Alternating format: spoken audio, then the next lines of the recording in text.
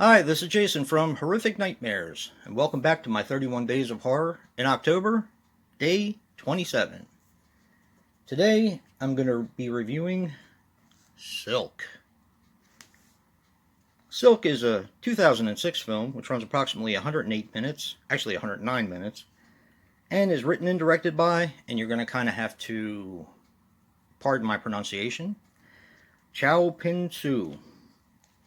Now this stars Chen Chang as Sung, Yosuke Inuchi as Hashimoto, and Karena Kai Yan Lam as Wei.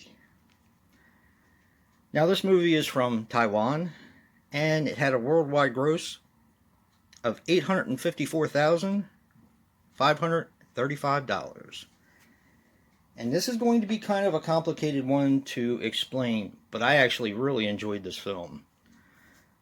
Okay, you have a guy in the beginning who a government secret project asks him to go in and take pictures of ghosts. Now, every place that they've been called that has ghosts around are usually false. This time he goes in, he takes pictures with a certain type of camera, certain type of film, and the ghost is actually there, and he dies of what they say at the time is fright, but that's not actually the case. I'm not going to get into how he dies, but yeah, it's not actually the case. So this government facility moves in that's headed by Hashimoto. Now Hashimoto has built this sponge, and this is the sponge right here, and it's about yay big, and it's square. And what he does is when he finds a ghost, he squeezes the sponge, and all these little sponges pop out, and they go all over the place so that the ghost can't escape.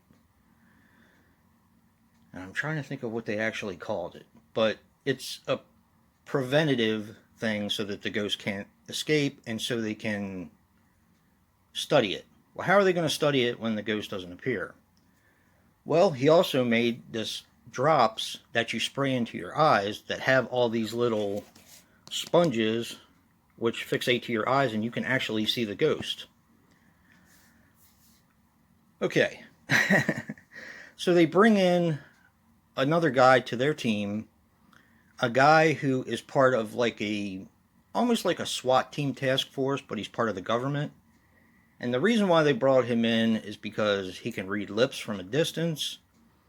He's also a crack shot. He's more of a warrior than the other people in this group. They're all doctors. So he actually has a side story where his mother is very, very sick, and he doesn't want to let her go. So that kind of plays into the story quite a bit. So when he goes over to this group, this government group, he finds out after they spray his eyes that ghosts really do exist, and this is the ghost of a child. He does the same thing every day, but it's kind of weird because if you stare at him, he's able to kind of attack you and go inside your body and stop your heart. Very, very complicated. But it gets more complicated than that.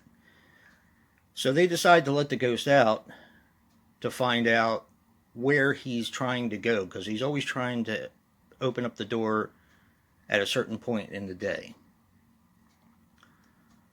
Well, this guy from the government task force follows him and starts to investigate not only how the kid died in the first place, but starts to find out more about the kid and his mom. And I'm going to leave it there. The reason why this is called Silk is a completely different storyline. There's a lot to this movie. There really is. The Silk is what trails from the ghost to what the ghost is trying to achieve. And that is when someone dies with hatred, they have this invisible silk that follows them to where they're trying to make the person pay who they hate. Very, very odd. But it works. I gave this one an 8, and that is 8 bloody skulls. This is a fantastic movie. This just shows originality with Asian ghost stories, and it's a fantastic movie. It makes you go through a lot of emotions because you feel for the guy losing his mom but doesn't want to let her go. You feel for the boy who's trying to right the wrongs that have been done to him and kind of figure out what his hatred leads to. And then there's a whole nother story later on. It's a very complicated movie. It's one that you really have to pay attention to. But inside is a very, very good story. The writing, the screenplay, everything was incredible. And it had a little bit of creep value to it. I left a lot out. But I also told a lot, so it kind of gives you an idea of what you're in for when you watch this. It's a definite recommendation. You do have to read subtitles. They're not completely through the entire film, but they're through like 75% of it. So if you are not willing to read subtitles, probably not the movie for you.